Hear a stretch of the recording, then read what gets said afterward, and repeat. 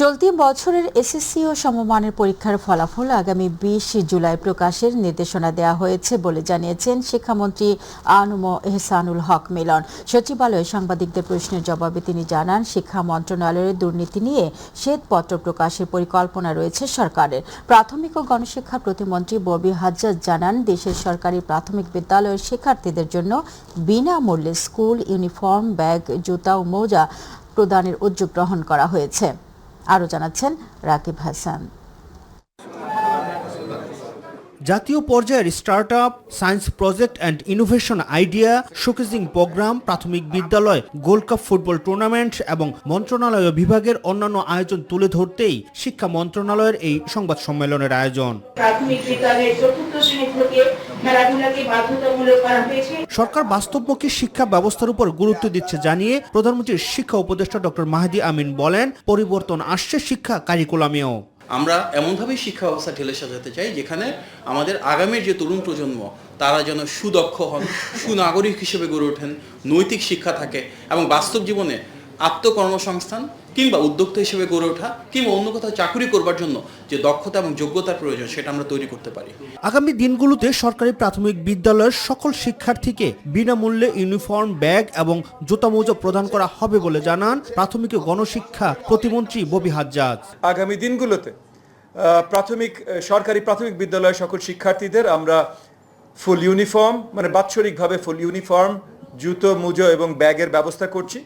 সেগুলো পাইলট প্রজেক্টগুলো আমাদের সরকারের 180 দিনের আগেই এই পাইলট প্রজেক্টগুলো লঞ্চ হবে এবং আমরা আশাবাদী অনেক বড়ভাবেই আমাদের মাননীয় প্রধানমন্ত্রী জনাব তারেক রহমান লঞ্চ করবেন। 2028 সাল থেকে নতুন কারিকুলাম বাস্তবায়ন করা হবে জানিয়ে শিক্ষামন্ত্রী আ.ন.ম এহসানুল হক মিলন বলেন, চলতি বছরের এসএসসি ও সমমানের পরীক্ষার ফল প্রকাশ করা হবে আগামী 20 জুলাই।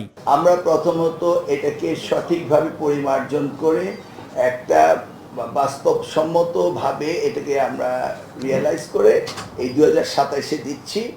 আর টোটাল চেঞ্জ যেটা আশা করছেন সেটা আমরা কাজ শুরু করেছি।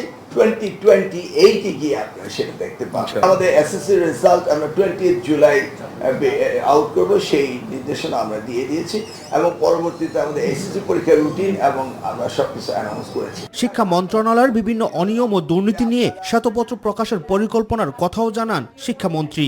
আমরা একটি কমিটি করব এবং শিক্ষা মন্ত্রণালয় থেকে বিগত সরকারের দুর্নীতির শ্বেতপত্র আমরা একটি প্রিন্ট করব, এটা আমাদের ইচ্ছা আছে। রাকিব হাসান, মাইটিভি, ঢাকা। পররাষ্ট্র প্রতিমন্ত্রী শামা ওবায়দ ইসলাম জানিয়েছেন, ভারতের পশ্চিমের চেষ্টা বিজেপি শক্তভাবে প্রতিহত করছে। পাশাপাশি পশ্চিম বন্ধে ভারত সরকারকে 12 থেকে 13টি চিঠি দিয়েছে বাংলাদেশ সরকার। সোমবার পররাষ্ট্র মন্ত্রণালয়ে সাংবাদিকদের এই কথা বলেন তিনি। বাংলাদেশ ভারত দ্বিপাক্ষিক সম্পর্ক পুনরুদ্ধারে পশ্চিমের মতো ঘটনা বন্ধে দিল্লিকে গুরুত্ব দিতে হবে বলে জানান পররাষ্ট্র প্রতিমন্ত্রী। আরও জানাচ্ছেন সাদিয়া হক মৌ। ভারতের পুশিনের চেষ্টা সীমান্তে শক্তভাবে প্রতিহত করছে বর্ডার গার্ড বাংলাদেশ বিজিবি। একই সঙ্গে কূটনীতিকভাবেও বিষয়টি মোকাবেলা করছে সরকার। সোমবার পররাষ্ট্র মন্ত্রণালয়ে সাংবাদিকদের সঙ্গে আলাপকালে পররাষ্ট্র প্রতিমন্ত্রী শামা ওবায়দ বলেন, পুশ ইন বন্ধে ভারত সরকারকে ইতিমধ্যে 12 থেকে 13টি চিঠি দেওয়া হয়েছে। বাংলাদেশে যদি ভারতীয় কোনো ইলিগাল সিটিজেন থাকে বা ভারতে যদি বাংলাদেশের কোনো ইলিগাল সিটিজেন থাকে, তাদেরকে ফেরত আনার বা আমাদের ভারতীয়দেরকে ফেরত দেওয়ার একটি মেকানিজম বিদ্যমান আছে। এই ধরনের পুশিন দুই দেশের মধ্যে বিদ্যমান সম্পর্ক স্বাভাবিক করার প্রচেষ্টায় নেতিবাচক প্রভাব ফেলতে পারে। তাই আন্তর্জাতিক নিয়মকানুন ও পারস্পরিক বোঝাপড়ার ভিত্তিতে সমস্যার সমাধানের উপর জোর দেন তিনি। আমরা আশা করব যে ভারত সরকার এটা তারা সিরিয়াসলি নেবে এবং যথাযথ প্রক্রিয়ার মাধ্যমে, যথাযথ মেকানিজম এবং ডিপ্লোমেসির মাধ্যমে আমাদের এই কাজটি তারা সমাধান করবে। এর আগে রাজধানীর সিরডাপ মিলনায়তনে ডিফেন্স জার্নালিস্ট অ্যাসোসিয়েশন আয়োজিত বিশ্ব শান্তি রক্ষায় শান্তিরক্ষীদের অবদান শীর্ষক আলোচনা সভায় যোগ দিয়ে প্রতিমন্ত্রী বলেন, বহুমাত্রিক চ্যালেঞ্জ মোকাবেলায় সশস্ত্র বাহিনীতে আধুনিক প্রযুক্তির সরঞ্জাম যুক্ত করতে কাজ করছে সরকার। জাতিসংঘ শান্তিরক্ষা কার্যক্রমে বাংলাদেশের সক্রিয় ও ক্রমবর্ধমান সম্পৃক্ততাকে দেশের পররাষ্ট্রনীতির অন্যতম অগ্রাধিকার প্রাপ্ত ক্ষেত্র হিসেবে বিবেচনা করছে। সাদিয়া হক মৌ, মাই টিভি, ঢাকা। স্বরাষ্ট্রমন্ত্রী সালাউদ্দিন আহমদ জানিয়েছেন, সাম্প্রতিক 3টি আলোচিত ঘটনায় যথাযথ দায়িত্ব পালনের জন্য 15 পুলিশ সদস্যকে পুরস্কৃত করেছে স্বরাষ্ট্র মন্ত্রণালয়। রামিসা হত্যা মামলা তদন্তের ঘটনায় ডিএমপির 9 জন, দৌলতদিয়া ফেরিঘাটের দায়িত্ব পালনকারী নৌ পুলিশের 3 জন এবং মুন্সিগঞ্জের গজারিয়া কিশোরী হত্যার মামলার রহস্য উদ্ঘাটন ও আসামিদের গ্রেফতারের জন্য পিবিআইয়ের 3 জন পুলিশ সদস্যকে সনদ ও 20,000 টাকা করে আর্থিক পুরস্কার দেওয়া হয়েছে।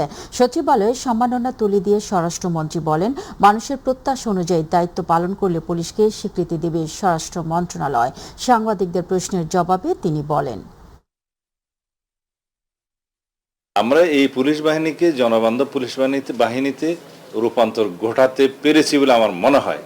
তাদেরকে নৈতিকভাবে আমাদের উৎসাহিত করা দরকার এবং তারা যাতে সামনে জনপ্রত্যাশা অনুযায়ী আইনের শাসন বাস্তবায়নের জন্য কাজ করে, সেজন্য তাদেরকে উৎসাহিত করা দরকার। স্বরাষ্ট্রমন্ত্রী সালাউদ্দিন আহমদ বলেছেন, সামাজিক যোগাযোগ মাধ্যমে ক্ষতিকর কন্টেন্ট দ্রুত অপসারণ ও সাইবার সুরক্ষা আইনের সংশোধন করা হবে, যেখানে থাকবে শাস্তির বিধান।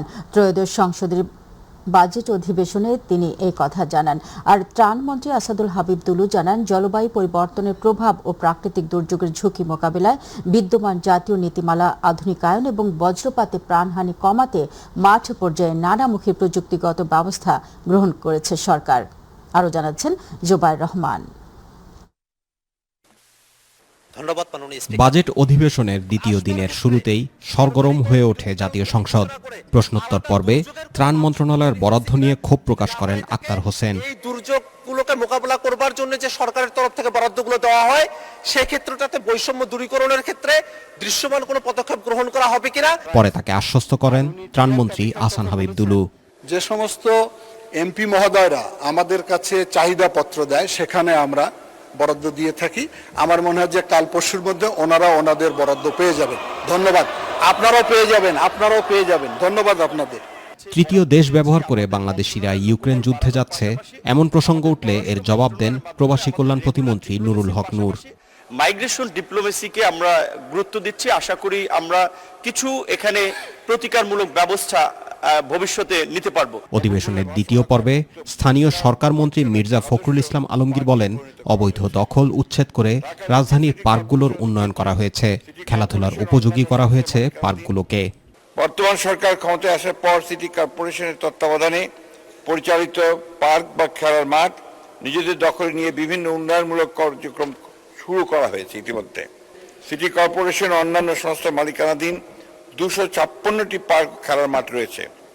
এইগুলোকে উদ্ধার করা এবং পর্যায়ক্রমে সেগুলোকে খেলার উপযোগী করে তোলার চেষ্টা চালানো হচ্ছে এবং তার আপনার কার্যক্রম গ্রহণ করা হয়েছে। এদিকে স্বরাষ্ট্রমন্ত্রী সালাউদ্দিন আহমেদ জানান, সামাজিক যোগাযোগ মাধ্যমে ক্ষতিকর কন্টেন্ট দ্রুত অপসারণ ও সাইবার সুরক্ষা আইনের সংশোধন করা হবে, যেখানে থাকবে শাস্তির বিধান।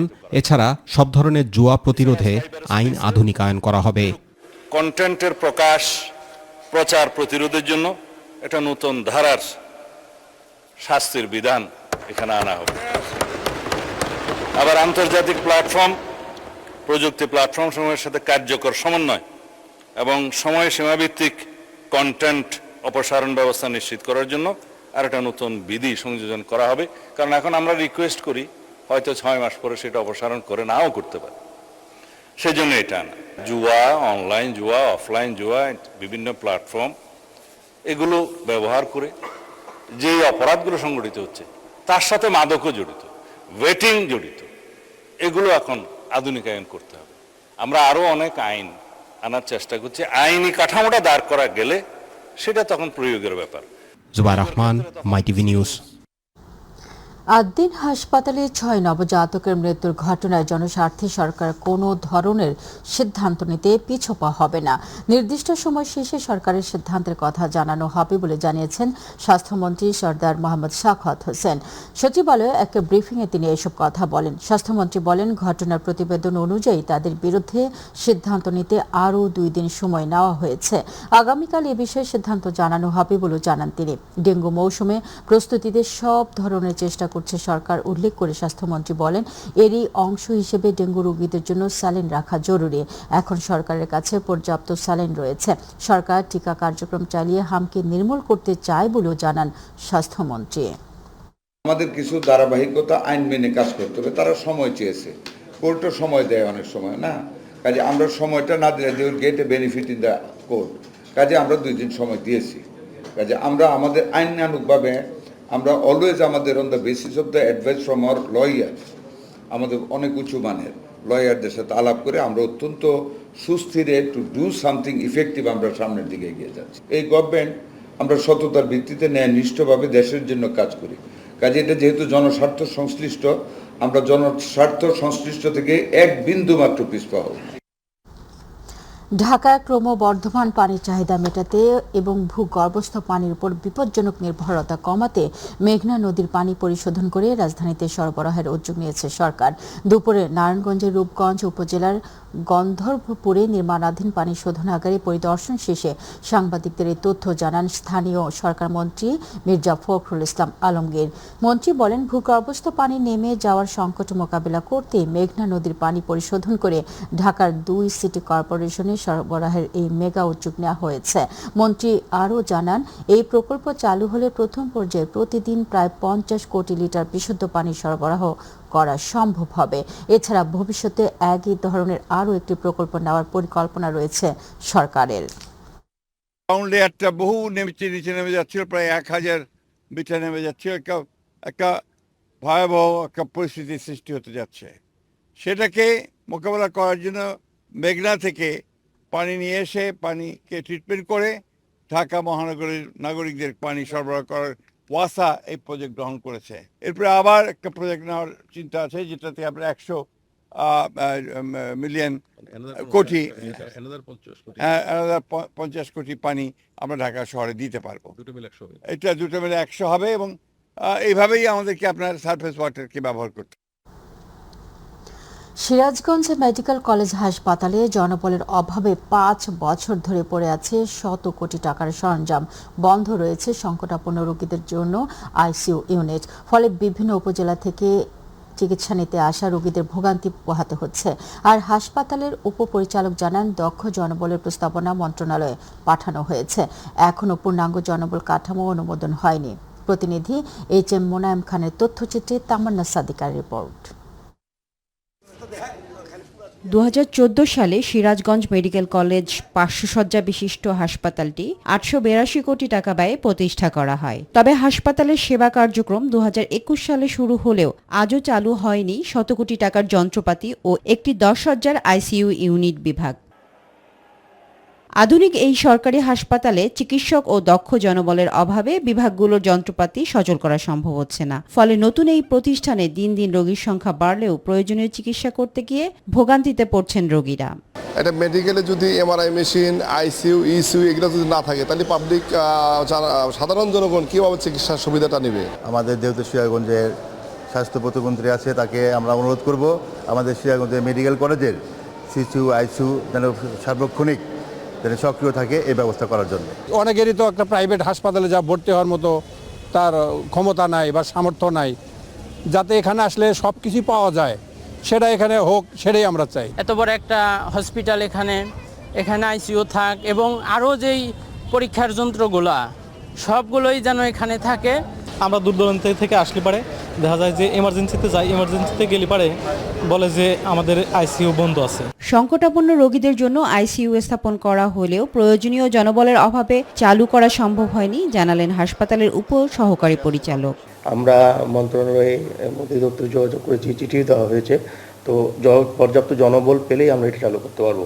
যে যন্ত্রপাতিগুলো রয়েছে সেগুলো মোটামুটি ফাংশনিং রয়েছে, কিন্তু আসলে জনবলের জন্যই মূল সমস্যাটা জনবল। শত কোটি টাকা ব্যয় অথচ সেবার অভাবে প্রতিনিয়ত ঝুঁকিতে পড়ছে সাধারণ মানুষ। এই আধুনিক হাসপাতাল কি তাহলে শুধুই নামেই সীমাবদ্ধ থাকবে? এমনটাই আশঙ্কা স্থানীয়দের।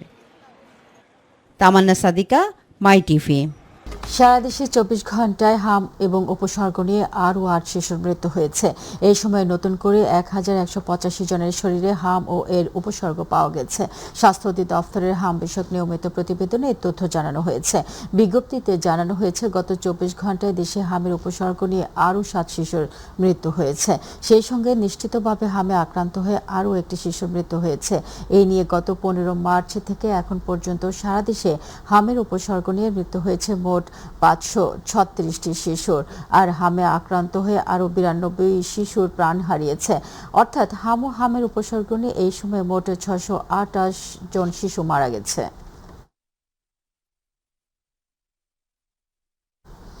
ব্রাহ্মণবাড়িয়ার সরাইল উপজেলায় যাত্রীবাহী একটি লোকাল বাস নিয়ন্ত্রণ হারিয়ে মহাসড়কের পাশে খাদে উল্টে পড়ে 4 জন নিহত হয়েছেন। এই ঘটনায় আহত হয়েছে অন্তত আরও 10 জন যাত্রী। দুপুর 12টার দিকে ঢাকা সিলেট মহাসড়কের উপজেলার শাহবাজপুর ইউনিয়নের বৈশামোড়া এলাকায় এই দুর্ঘটনা ঘটে। হাইওয়ে পুলিশ ও স্থানীয়রা জানায় লোকাল যাত্রীবাহী বাসটি মহাসড়ক দিয়ে যাওয়ার সময় বৈশামোড়া এলাকায় চালক নিয়ন্ত্রণ হারিয়ে ফেলেন। মুহূর্তে বাসটি সড়ক থেকে ছিটকে পাশের গভীর খাদে উল্টে পড়ে যায়। এতে ঘটনাস্থলে 4 জন যাত্রী নিহত হন এবং বেশ কয়েকজন আহত হন। খবর পেয়ে খাটিহাটা হাইওয়ে থানা পুলিশ এবং ফায়ার সার্ভিসের কর্মীরা স্থানীয়দের সহায়তায় দ্রুত ঘটনাস্থলে পৌঁছে উদ্ধার কাজ শুরু করেন। যুবদলের কমিটিতে স্থান পাওয়া 151 জনের সবাই ত্যাগী, সিনিয়র জুনিয়র নয়। দলের প্রতি ত্যাগ বিবেচনায় পদ দেওয়া হয়েছে বলে মন্তব্য করেছেন যুবদলের কেন্দ্রীয় সভাপতি আব্দুল মোনায়েম মুন্না। সকালে নয়াপল্টনের নবনির্বাচিত কেন্দ্রীয় নেতৃবৃন্দের সমসাময়িক রাজনৈতিক প্রেক্ষাপট ও সাংগঠনিক সক্ষমতা বৃদ্ধির লক্ষ্যে সভাপতি ও সাধারণ সম্পাদকের মত বিনিময়ে তিনি সভায় এসব কথা বলেন। তিনি আরও বলেন, একটি উচ্ছৃঙ্খল শ্রেণী মব করে এবং চতুর কথাবার্তা বলে মাথাচাড়া দিয়ে উঠছে, কিন্তু চতুর কথাবার্তা দিয়ে রাজনীতিতে স্থান তৈরি করা যায় না। সিনিয়রিটি লঙ্ঘন হয়েছে। সব সময় কিন্তু সংগঠনের পদ আপনার পাওয়ার ক্ষেত্রে আগের কমিটির সিনিয়র জুনিয়রিটি কিংবা আগে যে সিনিয়র ছিল তার যদি আপনার ত্যাগ একটু কম থাকে, তার থেকে যদি 2 স্টেপ নিচের যদি ত্যাগ বেশি থাকে, সে তো ডেফিনেটলি উপরে যেতে পারে। হামের শিশু মৃত্যুর ঘটনায় দায়িত্ব অবহেলা এবং উদ্দেশ্য প্রণোদিতভাবে হামের ভ্যাকসিন যথাসময়ে আমদানি না করার অভিযোগে অন্তর্বর্তী সরকারের সাবেক প্রধান উপদেষ্টা ডক্টর মোহাম্মদ ইউনূস ও সাবেক স্বাস্থ্য উপদেষ্টা নূরজাহান বেগম সহ 5 জনের বিরুদ্ধে মামলার আবেদন খারিজ করে দিয়েছেন আদালত। ঢাকার অতিরিক্ত চিফ মেট্রোপলিটন ম্যাজিস্ট্রেট জসিদা ইসলামের আদালতে এই আবেদন করেন কিশোরগঞ্জ 5 আসনের সংসদ সদস্য শেখ মুজিবুর রহমান ইকবাল। দুপুরে শুনানি শেষে আবেদন সহ খারিজ করে দেন আদালত। আদালতে বাদী পক্ষে ছিলেন ঢাকা আইনজীবী সমিতির সাবেক সভাপতি গোলাম মোস্তফা খান।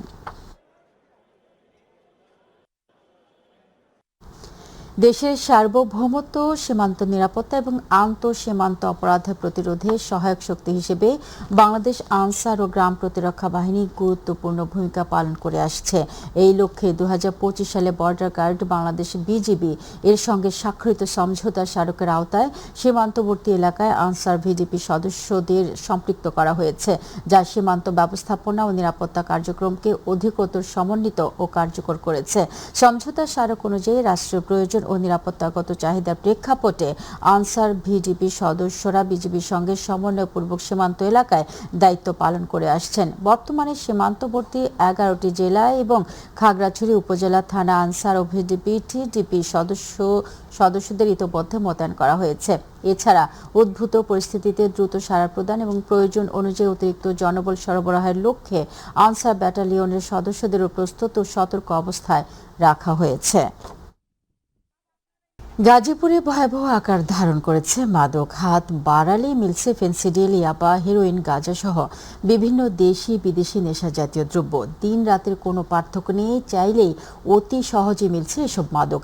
এতে কিশোর তরুণ থেকে শুরু করে বয়স্করাও জড়িয়ে পড়ছে এসব মরণ নেশায়, যার ফলে বাড়ছে চুরি, ডাকাতি, ছিনতাই, খুন ও ধর্ষণ সহ বিভিন্ন অপরাধ। গাজীপুর থেকে মোহাম্মদ আব্দুল হামিদের পাঠানো তথ্যচিত্রে বিস্তারিত জানাচ্ছেন জুবাইর রহমান।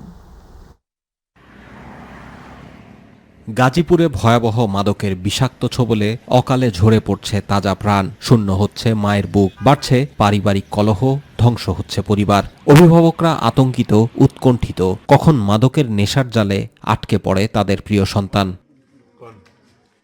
অন্যান্য সব ভয়ঙ্কর মাদকের মতো ইয়াবা এখন প্রত্যন্ত গ্রামাঞ্চলেও সহজলভ্য হয়ে উঠেছে।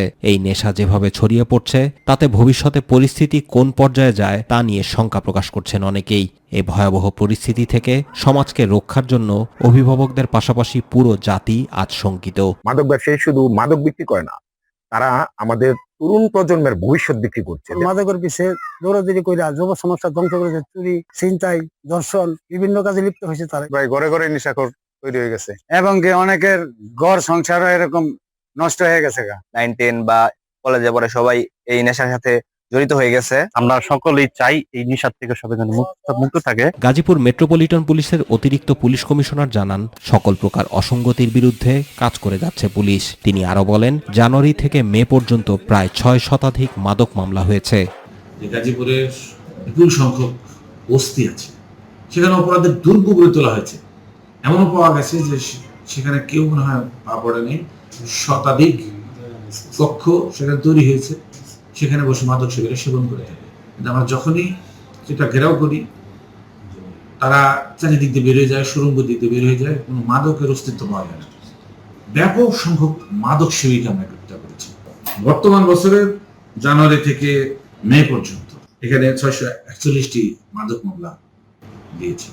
আমরা প্রতিনিয়ত কাজ করে চলেছি। এই ভয়াবহ মরণ নেশার হাত থেকে গাজীপুরকে রক্ষা করতে হলে আইন শৃঙ্খলা বাহিনী সহ সমাজের সকল শ্রেণী পেশার মানুষকে মাদকের বিরুদ্ধে ঐক্যবদ্ধ হয়ে কাজ করতে হবে, এমন প্রত্যাশা সচেতন মহলের।